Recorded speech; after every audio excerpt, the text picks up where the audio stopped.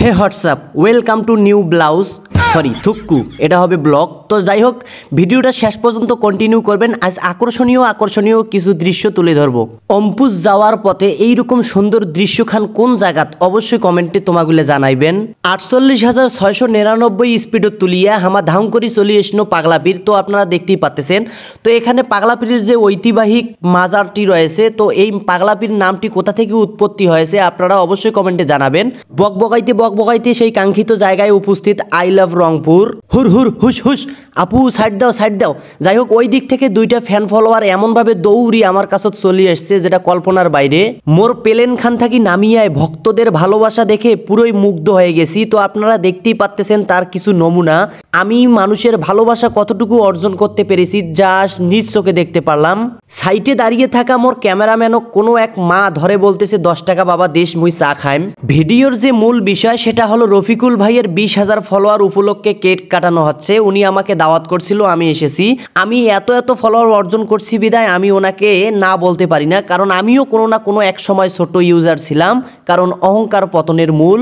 যাই হোক, রফিকুল ভাইয়ের জন্য দোয়া এবং ভালোবাসা থাকবে। এই 20কে একদিন 20,000 কেউ হতে পারে ইনশাআল্লাহ। তো রফিকুল ভাই মোক কয়েছে ভাইজান তোমার হেনা ছোটোখাটো কোনো স্পেস দেও কেনে আমার টিপস সম্বন্ধে। তো যাই হোক, ওমাগুলোকে মুই বুঝে নং যে টিকটক আর ফেসবুকের মধ্যে পার্থক্যটা কি। রীতিনীতি এগুলো লঙ্ঘন করে ফেলি। যেরকম টিকটকের ভিডিও ফেসবুকে আপলোড করি, ফেসবুকের ভিডিও টিকটকে আপলোড করি। ভাই একটা জিনিস মাথায় রাখতে হবে, টিকটকের ক্যাটাগরি আলাদা আর ফেসবুকের ক্যাটাগরি কিন্তু আলাদা।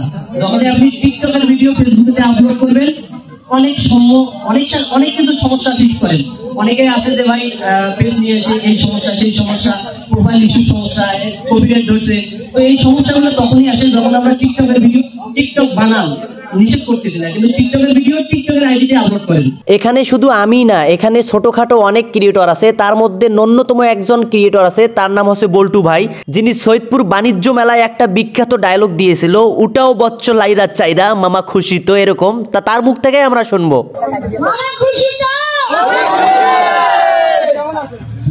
সবাইকে আসসালামু আলাইকুম, কেমন আছেন?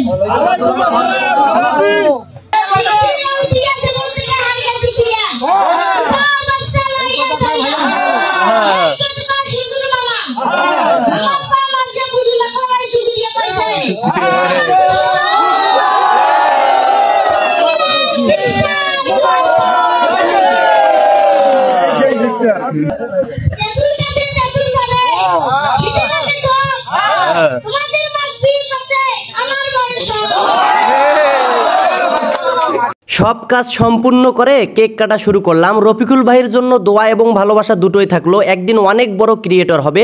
তবে আমাদের একটা জিনিস লক্ষ্য করতে হবে, টিকটকের মতো কোনো বেহায়াপনা ফেসবুকে ইউজ করা যাবে না। এমন কোনো ভিডিও আমাদের বানাতে হবে যা ফ্যামিলি সহ বসে দেখা যায়। তো যাই হোক, ভিডিওটি ভালো লাগলে সবাইকে শেয়ার করে দেখার সুযোগ করে দিবেন। সবাই ভালো থাকবেন, সুন্দর থাকবেন, সুস্থ থাকবেন। আবারও দেখা হচ্ছে কোনো না কোনো ভিডিও এবং ব্লগের মাধ্যমে। আল্লাহ হাফেজ।